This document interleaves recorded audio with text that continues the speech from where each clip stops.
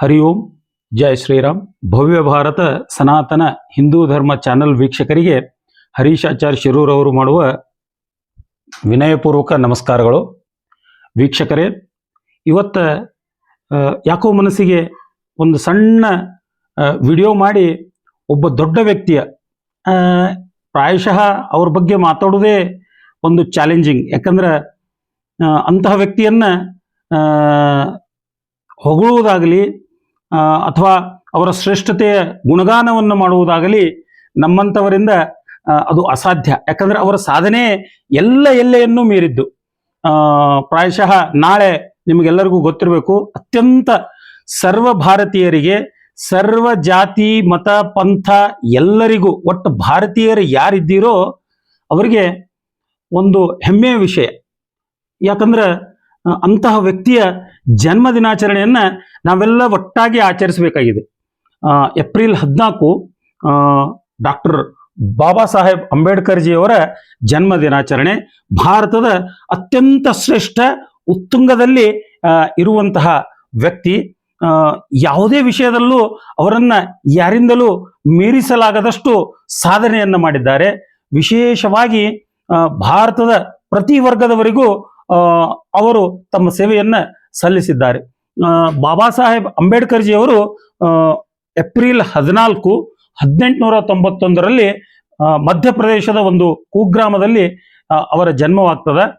ಆ ಸಮಯದಲ್ಲಿ ನಮಗೆಲ್ಲ ತಿಳಿದಿರುವ ವಿಷಯ, ಅಸ್ಪೃಶ್ಯತೆ ಎಷ್ಟು ಪಡಂಭೂತವಾಗಿ ಕಾಡ್ತಾ ಇರ್ತದಂದ್ರೆ ಆ ಜನರ ಪರಿಸ್ಥಿತಿ ವಿವರಿಸ್ಲಿಕ್ಕೆ ಸಾಧ್ಯ ಇಲ್ಲ, ಹೇಳಲಿಕ್ಕೆ ಸಾಧ್ಯ ಇಲ್ಲ. ಅಂತಹ ಪರಿಸ್ಥಿತಿಯೊಳಗೆ ಆ ಒಂದು ಜನಾಂಗ ಒದ್ದಾಡುತ್ತಿರುವಾಗ ಆಶಾಕಿರಣವೆಂಬಂತೆ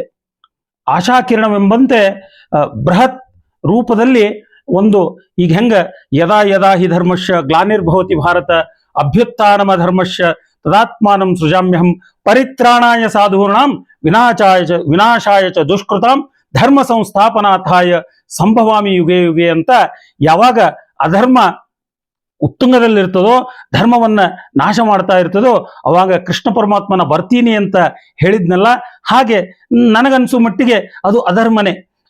ಅಂತಹ ಅಧರ್ಮವನ್ನು ಬೆಟ್ಟ ನಿಲ್ಲಲಿಕ್ಕೆ ಮತ್ತೆ ಈ ಭೂಮಿಯಲ್ಲಿ ಅವತಾರವೆತ್ತು ಬಾಬಾ ಸಾಹೇಬ್ ಅಂಬೇಡ್ಕರ್ಜಿಯವರು ಬಂದರು ಅಂತ ಹೇಳಿಕ್ಕೆ ಏನು ಅತಿಶಯೋಕ್ತಿ ಅನಿಸೋದಿಲ್ಲ ನನಗೆ. ಯಾಕಂದ್ರೆ ಬಾಲ್ಯದಲ್ಲಿಯೇ ಅವ್ರು ಮನಗಂಡ್ರು ಏನೇನು ನಡೀಲಿಕ್ಕತ್ತದ ನಮ್ಮ ಸುತ್ತ ಸಮಾಜದೊಳಗೆ ಏನು ಪರಿಸ್ಥಿತಿ ಅದ ಅನ್ನೋದನ್ನ ಅರಿತು ಅದರಿಂದ ಬಹಳ ನೊಂದಿದ್ರು.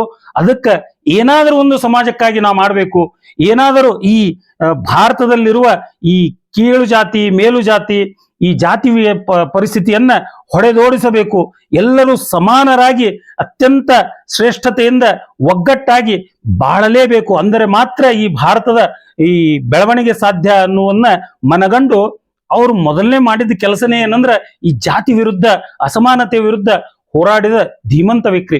ವಿಚಾರ ಮಾಡ್ರಿ, ಯಾವುದೇ ಪರಿಸ್ಥಿತಿಯೊಳಗೆ ಈಗ ಮಾತಾಡ್ಲಿಕ್ಕೆ ಯಾವುದೇ ಒಂದು ವಿಷಯದ ಬದಲ್ಲ. ಯಾಕಂದ್ರೆ ಮಾತಾಡ್ಬೇಕಾದ್ರೆ ಬಹಳ ಎಚ್ಚರದಿಂದ ಮಾತಾಡ್ಬೇಕಾಗ್ತದ. ಯಾಕಂದ್ರೆ ಈ ಎಲ್ಲರೂ ಈ ಸಂಖ್ಯೆ ಇದನ್ನೇ ನಂಬಿಕೊಂಡು ಬಾಳುವಂತಹ ಜನ ಹೆಚ್ಚಿರುವಾಗ ಅದರ ವಿರುದ್ಧ, ಪ್ರವಾಹಕ್ಕೆ ವಿರುದ್ಧವಾಗಿ ಈಜುವುದು ಅಷ್ಟು ಸಾಧ್ಯವಲ್ಲ. ಅದಕ್ಕಾಗಿ ನನ್ನ ಮನಸ್ಸಿನೊಳಗೆ ಅತ್ಯಂತ ದೃಢವಾಗಿ ನನ್ನ ಮನಸ್ಸಿನೊಳಗೆ ಮೂಡಿದ್ದು ಇವರೇ ನನ್ನ ಹೀರೋ ಅಂತ ಹೇಳಿ ಡಾಕ್ಟರ್ ಬಾಬಾ ಸಾಹೇಬ್ ಅಂಬೇಡ್ಕರ್ಜಿಯವರು. ಯಾಕಂದ್ರೆ ಪ್ರವಾಹದ ವಿರುದ್ಧ ಈಜುವುದೇನದಲ್ಲ ಅಷ್ಟು ಸುಲಭದ ಮಾತಲ್ಲ. ಅಂದಿನ ಕಾಲಘಟ್ಟದೊಳಗೆ ಅಷ್ಟು ನಿಖರವಾಗಿ ದೃಢವಾಗಿ ತಾವು ನಂಬಿದ ಸಿದ್ಧಾಂತವನ್ನ ಪ್ರತಿಪಾದಿಸಿ ಈ ಭಾರತ ದೇಶದಿಂದ ಅಸಮಾನತೆಯನ್ನು ಹೋಗಲಾಡಿಸುವುದಕ್ಕಾಗಿ ನೊಂದವರ ಶೋಷಿತರ ವರ್ಗಕ್ಕಾಗಿ ಏನು ಹೋರಾಟ ನಡೆಸಿದಿರಲ್ಲ ಅದು ಅಪ್ರತಿಮ. ಆದರೆ ಅವರ ಗುಣಗಾನವನ್ನ ಮಾಡಿ ನಾವು ಮರೆತು ಬಿಡ್ತೀವಿ. ಅವರ ಹಾದಿಯಲ್ಲಿ ನಡೆಯುವುದನ್ನ ನಾವು ಎಂದೂ ಮೈಗೂಡಿಸಲೇ ಇಲ್ಲ. ಯಾಕಂದ್ರೆ ಈಗ ಇರ್ಲಿ, ಎಷ್ಟೋ ದಿವಸಗಳು ಕಳೆದಂಗ ಅವ್ರು ಕೊಟ್ಟ ಸಂವಿಧಾನ ಏನದಲ್ಲ ಅಪ್ರತಿಮ. ಅದರ ಮುಖಾಂತರ ನಾವೇನು ನಡೀಲಿಕ್ಕತ್ತೀವಲ್ಲ, ಇದರಿಂದ ಎಷ್ಟೋ ಸಮಾಜದೊಳಗೆ ಸುಧಾರಣೆ ಆಗ್ಯಾವ. ಆಗಿನ ಪರಿಸ್ಥಿತಿಗೂ ಈಗಿನ ಪರಿಸ್ಥಿತಿಗೂ ನಾವು ವಿಚಾರ ಮಾಡಿ ನೋಡಿದ್ರೆ ಅಲ್ಲೆಲ್ಲ ಒಂದು ಚೂರು ಎಲ್ಲರೇ ಒಂದ್ ಕಡೆ ಅಸಮಾನತೆ ಎದ್ದು ಕಾಣಬಹುದು. ಖರೆ ಪೂರ್ಣ ಭಾರತದಿಂದ ಅಸಮಾನತೆ ಎಂಬುದು ಆ ಸಂವಿಧಾನ, ಬಾಬಾ ಸಾಹೇಬ್ ಅಂಬೇಡ್ಕರ್ಜಿಯವರ ಕೊಟ್ಟ ಸಂವಿಧಾನ ಏನು ನಮ್ಮ ಭಾರತದ ಧರ್ಮಗ್ರಂಥ ಅಂದ್ರೂ ಏನು ಅದಕ್ಕೆ ಅತಿಶಯೋಕ್ತಿ ಅಲ್ಲ. ಅದರ ಇದು ಏನಂತಾರ ಅದರ ಪರಿಣಾಮ ನಮ್ಮಲ್ಲಿ ಎಷ್ಟೋ ಈ ಜಾತಿ ವ್ಯವಸ್ಥೆ ಹೋಗಲಾಡಿಸಲ್ಪಟ್ಟಿದೆ. ಬಾಬಾ ಸಾಹೇಬ್ ಅಂಬೇಡ್ಕರ್ ಜಿ ಅವರು ಬಾಲ್ಯದಿಂದಲೂ ಇದರ ವಿರುದ್ಧ ಹೋರಾಡಿದ್ರು ಅಂತ ಹೇಳಿದೆ. ಮತ್ತು ಅವರು ಅಭ್ಯಾಸ ಮಾಡಿದ್ದು, ನನಗೆ ಯಾಕೆ ಅವ್ರು ನೆಚ್ಚಿನ ನಾಯಕರಾಗ್ತಾರೆ, ಅವರನ್ನು ನಾ ಹೀರೋ ಅಂತ ಯಾಕೆ ಕರಿತೀನಿ ಅಂದ್ರೆ, ಅವಾಗ ಪರಿಸ್ಥಿತಿ ಅಷ್ಟು ಸರಳ ಇದ್ದಿದ್ದಿಲ್ಲ. ಅಭ್ಯಾಸ ಮಾಡೋದಿರಲಿ, ಮನೆಯಿಂದ ಹೊರಗೆ ಬರುವುದೇ ಕಷ್ಟ ಸಮಯದಲ್ಲಿರುವಾಗ ಬಾಬಾ ಸಾಹೇಬ್ ಅಂಬೇಡ್ಕರ್ ಜಿ ಅವರು ಅವ್ರ ವಿರುದ್ಧ ಅವ್ರು ಏನೇನು ಕಲ್ತಾರ, ಅವ್ರು ಎಷ್ಟು ಸಾಧನೆ ಮಾಡ್ಯಾರ, ಅವರ ಪದವಿಗಳು ಎಷ್ಟು ಅನ್ನೋದನ್ನ ನಾವು ವಿಚಾರ ಮಾಡಿದಾಗ ನಿಮಗೂ ಅನಿಸ್ತದ, ಪ್ರಾಯಶಃ ಬಾಬಾ ಸಾಹೇಬ್ ಅಂಬೇಡ್ಕರ್ ಜಿ ಅವರ ಸಾಧನೆ ಅದು ಮೌಂಟ್ ಎವರೆಸ್ಟ್ಗಿಂತಲೂ ಎತ್ತರವಾದದ್ದು ಅಂತ. ಯಾಕಂದ್ರೆ 32 ಪದವಿಗಳವರಿ ಅವ್ರ ಬಲ್ಲೆ, ಅವ್ರಂತಲ್ಲೇ 32 ಪದವಿಗಳು. ಅದು ಎಲ್ಲಿ ಭಾರತದೊಳಗೆ ಪದವಿ ಪಡೆದಾರ. BA ಪದವಿಯನ್ನ ಅವರು ಮುಂಬೈ ಯೂನಿವರ್ಸಿಟಿ ಒಳಗೆ ಮಾಡಿದ್ರು. ಆ ಸಮಯದೊಳಗೆ ಅತ್ಯಂತ ಕಿತ್ತು ತಿನ್ನುವ ಬಡತನ, ಮತ್ತು ಹೊರಗಡೆ ಎಲ್ಲಿ ಹೋದ್ರೂ ಈ ಜಾತೀಯತೆಯಿಂದ ಮುಂಚೂಣಿಯಲ್ಲಿ ಬರಲಿಕ್ಕೆ ಅಸಾಧ್ಯ. ಅಂತಹ ಸಮಯದೊಳಗ ದಿಟ್ಟವಾಗಿ ನಿಂತು ತಮ್ಮ ಸಾಧನೆಗೈದ ಮಹಾನ್ ಶ್ರೇಷ್ಠ ವ್ಯಕ್ತಿ. ದಲಿತರ, ಶೋಷಿತ ವರ್ಗದವರ ಪಾಲಿಗೆ ಇವರು ದೇವರೆಂದರೂ ಕಮ್ಮಿ ಏನಲ್ಲ, ದೇವರಿಗೆ ಹತ್ತಿರವಾದ ವ್ಯಕ್ತಿ. ಯಾಕಂದ್ರೆ ಅವರನ್ನ ಅಲ್ಲಿಂದ ಎತ್ತಿ ಹೊರಗೆ ತಂದ್ರಲ್ಲ, ಅದೇ ಅದ್ಭುತ. BA ಪದವಿಯನ್ನ ಮುಂಬೈ ಯೂನಿವರ್ಸಿಟಿ ಒಳಗೆ ಮುಗಿಸಿದ್ರು. MA ಪದವಿಯನ್ನ ಆಗಿನ ಕಾಲದಲ್ಲಿ, ಈಗ ಏನ್ ಮುಂಜಾನೆ ಹೋಗಿ ಸಂಜೆಗೆ ಬರ್ತೀವಿ ನಾವು ಫಾರಿನ್ದಿಂದ, ಆದ್ರ ಕಷ್ಟಕರ ಸಮಯ, ದುಡ್ಡಿಲ್ಲ, ಎಲ್ಲ ಕಡೆ ಎಲ್ಲಿ ಹೋದ್ರು ಅವಮಾನ, ನೋವು. ಇಂತಹ ಸಮಯದೊಳಗ ಕೊಲಂಬಿಯಾ ಯೂನಿವರ್ಸಿಟಿ ಒಳಗ ಅಗಾಧ ಶಕ್ತಿ, ಮೇಧಾಶಕ್ತಿ ಮತ್ತು ಅತ್ಯಂತ ತೀಕ್ಷ್ಣ ಮತ್ತು ಅತಿ ಚತುರ ಬುದ್ಧಿವಂತಿಕೆ ನಮ್ಮ ಬಾಬಾ ಸಾಹೇಬ್ ಅಂಬೇಡ್ಕರ್ ಜಿ ಅವರದು. MA ಪದವಿಯನ್ನ ಕೊಲಂಬಿಯಾ ಯೂನಿವರ್ಸಿಟಿ ಒಳಗೆ ಆ ಟೈಮ್ದೊಳಗೆ ಮುಗಿಸ್ತಾರೆ. MSc ಪದವಿಯನ್ನ ಲಂಡನ್ ಸ್ಕೂಲ್ ಆಫ್ ಎಕನಾಮಿಕ್ಸ್ ನಲ್ಲಿ MSc ಪದವಿಯನ್ನ ಮುಗಿಸ್ತಾರೆ. ಅಷ್ಟೇ ಅಲ್ಲ, DSc ಮತ್ತು ಲಾ ಅವರು ಗ್ರೇಸ್ ಇನ್ ಲಂಡನ್ ಎಂಬ ವಿಶ್ವವಿದ್ಯಾನಿಲಯದಲ್ಲಿ ಲಾ ಪದವಿಯನ್ನು ಮುಗಿಸ್ತಾರೆ. PhD ಯನ್ನ ಕೊಲಂಬಿಯಾ ಯೂನಿವರ್ಸಿಟಿ ಮುಗಿಸ್ತಾರೆ. ಇಷ್ಟೆಲ್ಲ ಕಲೀಲಿಕ್ಕೆ ನಮಗ ಈ ಜೀವನ ಮುಗಿದ್ರು ಸಾಧ್ಯ ಇಲ್ರಿ. ಯಾಕಂದ್ರೆ ಇಂತಹ ಬಾಬಾ ಸಾಹೇಬ್ ಅಂಬೇಡ್ಕರ್ ಜಿ ಇಂತಹ ವ್ಯಕ್ತಿ ಹಿಂದೆ ಏನ್ ನಾವು ನೋಡಿದ್ವಿ, ಅವ್ರಕ್ಕಿಂತ ಹಿಂದೆ ಆಗುವುದಿಲ್ಲ, ಇನ್ನು ಮುಂದೆ ನಾವು ಕಾಣುವುದಿಲ್ಲ. ಯಾಕಂದ್ರೆ ಇಷ್ಟು ಪರಿಪಕ್ವತೆಯಿಂದ ಜ್ಞಾನಾರ್ಜನೆಯನ್ನು ಮಾಡಿದ ವ್ಯಕ್ತಿ, ಅದು ಇಂತಹ ಕಠಿಣ ಪರಿಸ್ಥಿತಿಯೊಳಗ ತಮ್ಮ ವಿದ್ಯಾಭ್ಯಾಸವನ್ನು ಮುಗಿಸ್ತಾರ. ಅಷ್ಟೇ ಅಲ್ಲ, ಇವ್ರು ಯಾಕೆ ನನಗೆ ಅತ್ಯಂತ ಶ್ರೇಷ್ಠ ಅನ್ನಿಸ್ತಾರಂದ್ರೆ, ಮತ್ತು ನನಗೆ ಯಾಕೆ ಇವ್ರ ಮೇಲೆ ಅತ್ಯಂತ ಪ್ರೀತಿ, ಇವ್ರ ಬದ್ದಲ್ಲಿ ಓದಬೇಕು, ತಿಳ್ಕೋಬೇಕು ಅಂಥೇಳಿ ಹಂಬಲ. ಯಾಕಂದ್ರೆ ಇವರು ಎಷ್ಟೇ ಆಬ್ಸ್ಟಿಕಲ್ಸ್ ಬಂದ್ರು, ಎಷ್ಟೇ ಅಡೆತಡೆಗಳ ಬಂದರೂ ಸಹಿತ ಕಾರಣ ಹೇಳಿಲ್ರಿ ಅವರು. ನನಗೆ ಎಲ್ಲಿ ಮುಂದುವರಿಲಿಕ್ಕೆ ಸಾಧ್ಯ ಇಲ್ರಿ, ನಮಗೆ ಎಲ್ಲ ಕಡೆಯಿಂದ ಕಿರಿಕಿರಿ ಅದರಿ ಅಂತ ಹೇಳ್ಕೊತ ಮನೆಯೊಳಗೆ ಕೂಡ್ಲಿಲ್ಲ. ಎಲ್ಲವನ್ನು ಮೆಟ್ಟಿ ನಿಂತು ಎಲ್ಲರ ಮಾತನ್ನು ಸದೆ ಬಡೆದು ಮುನ್ನುಗ್ತಾನೆ ಹೋದ್ರು. ಯಾವುದೇ ಅಡ್ಡಿ ಆತಂಕಗಳಿಗೆ ಕಾರಣ ಕೊಡದೆ ತಮ್ಮ ವಿದ್ಯಾಭ್ಯಾಸವನ್ನು ಮುಗಿಸಿದ್ರು. ಅಷ್ಟೇ ಅಲ್ಲ, ಜವಾಹರ್ಲಾಲ್ ನೆಹರು ಪ್ರಧಾನಮಂತ್ರಿಯಾಗಿದ್ದಾಗ ಭಾರತ ದೇಶದ ಪ್ರಥಮ ಕಾನೂನು ಮಂತ್ರಿಯಾಗಿ ಕೆಲಸ ಮಾಡಿದ್ರಿ. ಎಂತ ಅದ್ಭುತ ವಿಚಾರ ನೋಡ್ರಿ.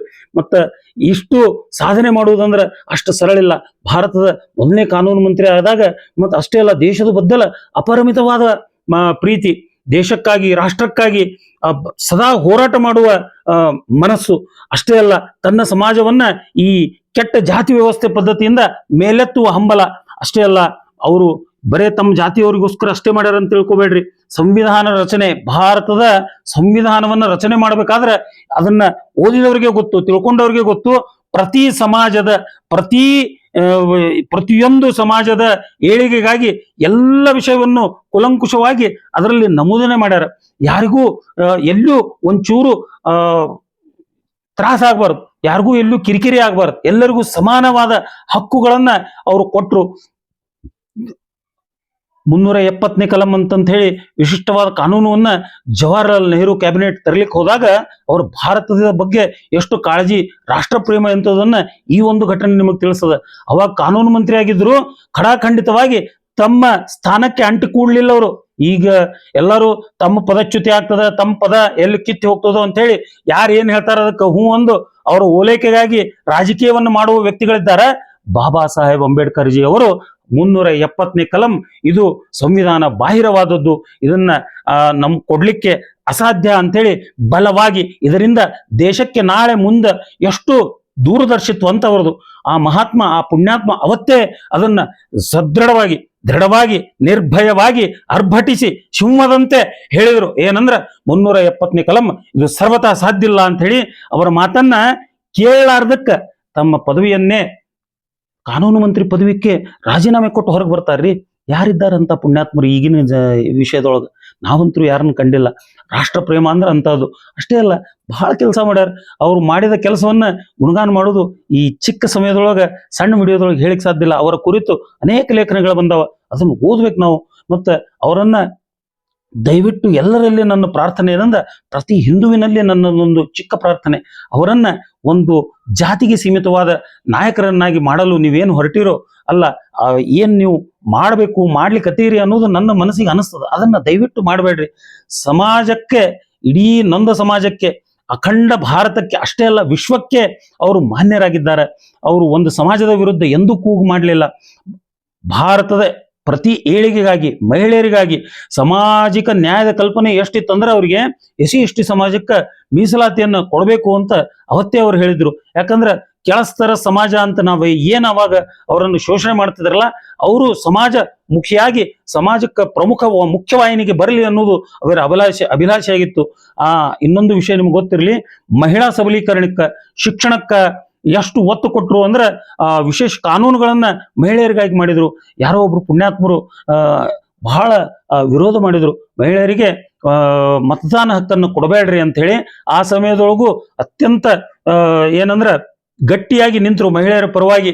ಅವರಿಗೆ ಮತದಾನ ಹಕ್ಕನ್ನ ಕೊಡ್ಲೇಬೇಕು, ಮಹಿಳೆಯರು ಎಲ್ಲರೂ, ಎಲ್ಲ ಸಮಾಜದ ಎಲ್ಲ ಕುಲದ ಮಹಿಳೆಯರಿಗೂ ಶಿಕ್ಷಣ ಬೇಕೇ ಬೇಕು, ಮುಖ್ಯವಾಹಿನಿಗೆ ಅವ್ರು ಬರಬೇಕು, ಪ್ರತಿಯೊಂದು ಕ್ಷೇತ್ರದಲ್ಲೂ ಮಹಿಳೆಯರು ಮುಂಚೂಣಿಯಲ್ಲಿರಬೇಕು, ಅವರ ಮೇಲೆ ಶೋಷಣೆ ಆಗಬಾರದು, ಮನೆಯಲ್ಲೇ ಅಡಿಗೆ ಮತ್ತು ಪಾತ್ರೆ ತೊಳೆಯಲಿಕ್ಕಷ್ಟೇ ನಮ್ಮ ಹೆಣ್ಣು ಮಕ್ಕಳು ಮೀಸಲಾಗಬಾರ್ದು, ಅವರು ಹೊರಗೆ ಬಂದು ಸಮಾಜದ ಬೆಳವಣಿಗೆಗಾಗಿ ದಿಟ್ಟವಾಗಿ ನಿಂತು ಹೋರಾಡಬೇಕು ಅಂತ ಮೊದಲು ಪ್ರತಿಪಾದಿಸಿದ್ದೇ ನನ್ನ ನೆಚ್ಚಿನ ರಾಷ್ಟ್ರ ನಾಯಕ ಬಾಬಾ ಸಾಹೇಬ್ ಅಂಬೇಡ್ಕರ್ ಜಿಯವರು. ಅದಕ್ಕೆ ಅವರನ್ನ ನಾನು ಮೇಲ್ಪಂಕ್ತಿಯಲ್ಲಿ ಇಟ್ಟು ನೋಡ್ತೇನೆ.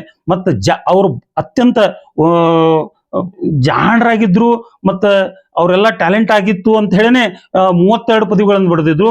ಮತ್ತು ಬರಹಗಳ ಮೂಲಕ ಕೆಲವೊಂದು ಪುಸ್ತಕಗಳನ್ನ ಅವರು ಬರೆದದ್ದು ಅತ್ಯಂತ ಸಮಾಜದೊಳಗೆ ಕ್ರಾಂತಿಯನ್ನೇ ಎಬ್ಬಿಸಿದು. ಅದರೊಳಗೆ ಜಾತಿ ವಿನಾಶ ಅಂತ ಹೇಳಿ ಪುಸ್ತಕವನ್ನು ಬರೆದಿದ್ರು. 1936 ಇಂದಿನ ಲಾಹೋರೊಳಗ ಅದು ಪ್ರಕಟಿಸಲಾಯಿತು. ಜಾತಿ ವಿನಾಶ, ಅದರೊಳಗೆ ಅತ್ಯಂತ ತೀಕ್ಷ್ಣವಾಗಿ ಹರಿತವಾದ ಲೇಖನಿಯಿಂದ ಈ ಜಾತಿ ಮತ ಪಂಥ ಎಂಬುವ ಈ ಸಮಾಜದಲ್ಲಿರುವ ಪಿಡುಗನ್ನ ದೂರ ಮಾಡಬೇಕು, ಅದಕ್ಕಾಗಿ ಪ್ರತಿಯೊಬ್ಬರು ಹೋರಾಡಬೇಕು ಅನ್ನೋದನ್ನ ಬರೆದಿದ್ರು. ಮತ್ತು ಅಸ್ಪೃಶ್ಯರು ಅಂತ ಹೇಳಿ ಒಂದು ಲೇಖನವನ್ನ ಬರೆದ್ರು. ಬುದ್ಧ ಮತ್ತು ಅವನ ಧರ್ಮ ಅನ್ನುವ ಬಗ್ಗೆ ಅವರು ಬರೆದ್ರು. ಮತ್ತು ಇನ್ನೂ ಒಂದು ವಿಚಾರ ನಿಮಗೆ ಗೊತ್ತಿರಲಿ, ಅವರು ಯಾಕೆ ನನಗೆ ನೆಚ್ಚಿನ ನಾಯಕರಾಗ್ತಾರೆ ಅಂದ್ರೆ ಅವ್ರ ವಿಚಾರಧಾರೆಗಳೇ ಅಂತಹ ಇದ್ದು. ಅವರು ಈ ನಮ್ಮ ಸಮಾಜದೊಳಗೆ ಈ ಜಾತೀಯತೆ ಮತ್ತು ಕೆಲವೊಂದು ಕಟ್ಟುಪಾಡುಗಳನ್ನ ನೋಡಿ ಬಹಳ ಮನನೊಂದು ಅವರು ಬೇರೆ ಧರ್ಮವನ್ನ ಸ್ವೀಕಾರ ಮಾಡ್ಲಿಕ್ಕೆ ನಿಂತಾಗ ರೆಡ್ ಕಾರ್ಪೆಟ್ ಹಾಸಿದ್ರಿ ಕೆಲವೊಂದು ಧರ್ಮಗಳು. ನಮ್ಮ ಧರ್ಮಕ್ಕೆ ನಿಮ್ಮನ್ನು ಸ್ವಾಗತ ಮಾಡ್ತೀವಿ ಅಂತ ಹೇಳಿ ಅವಾಗ ಅವ್ರು ಒಂದು ಮಾತನ್ನ ಹೇಳ್ತಾರೆ, ಏನಂದ್ರೆ ಈ ಧರ್ಮವನ್ನ ನಾ ಎಲ್ಲಾದ್ರೂ ಸ್ವೀಕಾರ ಮಾಡಿದ್ರೆ ಇಡೀ ಭಾರತವೇ ಧರ್ಮಾಂತರವಾಗಿಬಿಡ್ತದೆ. ಅದಕ್ಕೆ ನನ್ನ ರಾಷ್ಟ್ರದ, ನನ್ನ ದೇಶದ ಧರ್ಮದಲ್ಲೇ, ನನ್ನ ರಾಷ್ಟ್ರದ, ನನ್ನ ದೇಶದ ನೆಲದಲ್ಲೇ ಸ್ಥಾಪಿತಗೊಂಡ ಒಂದು ಧರ್ಮಕ್ಕೆ ನಾನು ಮತಾಂತರ ಅಂದ್ರೆ ಧರ್ಮವನ್ನ ಸ್ವೀಕಾರ ಮಾಡ್ತೇನೆ ಅಂತ ಅವರ ಮನಸ್ಸಿನಿಂದ ಹೇಳ್ತಾರೆ. ಅಂದ್ರೆ ರಾಷ್ಟ್ರ ಪ್ರೇಮ, ಈ ನೆಲಕ್ಕಾಗಿ ಅವರ ತುಡಿತ ಎಷ್ಟಿತ್ತು ಅನ್ನೋದು ನಮಗ್ ತೋರಿಸ್ತದ. ಅದಕ್ಕೆ ಅವ್ರೇನ್ ಮಾಡಿದ್ರು ಅಂದ್ರೆ ಬುದ್ಧನ ಅನುಯಾಯಿಗಳಾಗಿ ಬೌದ್ಧ ಧರ್ಮವನ್ನ ಸ್ವೀಕಾರ ಮಾಡಿಸ್ತಾರೆ. ಬಂಧುಗಳೇ, ಅಂತಹ ಧೀಮಂತ ನಾಯಕನ ಹುಟ್ಟು ಹಬ್ಬ ನಾಳೆ ಏಪ್ರಿಲ್ 14 ಬರ್ಲಿಕ್ಕತ್ತದ. ಅವ್ರು ಏನು ಮಾರ್ಗವನ್ನು ಹಾಕಿ ಕೊಟ್ಟಾರ ಅದೇ ಮಾರ್ಗದಲ್ಲಿ ನಾವೆಲ್ಲ ನಡಿಬೇಕು, ಎಲ್ಲರನ್ನು ಒಪ್ಪಬೇಕು, ಎಲ್ಲರನ್ನ ಅಪ್ಪಬೇಕು. ನಮ್ಮ ಹಿರಿಯರು ಮಾಡಿದ ತಪ್ಪುಗಳನ್ನ ನಾವು ಮುಕ್ತವಾಗಿ ಒಪ್ಪಿಕೊಂಡು ಎಲ್ಲರನ್ನೂ ಜೊತೆಯಾಗಿ ಒಗ್ಗಟ್ಟಾಗಿ ತೆಗೆದುಕೊಂಡು ಬಾಬಾ ಸಾಹೇಬ್ ಅಂಬೇಡ್ಕರ್ ತೋರಿಸಿದ ಮಾರ್ಗದಲ್ಲಿ ನಡಿಬೇಕು ಅಂತ ಈ ನನ್ನ ಚಿಕ್ಕ ವಿಡಿಯೋ ಮೂಲಕ ತಮ್ಮೆಲ್ಲರಲ್ಲೂ ಪ್ರಾರ್ಥಿಸುತ್ತೇನೆ. ಬೋಲೋ ಭಾರತ್ ಮಾತಾ ಕಿ ಜೈ. ಜೈ ಶ್ರೀರಾಮ್, ಜೈ ಭೀಮ್.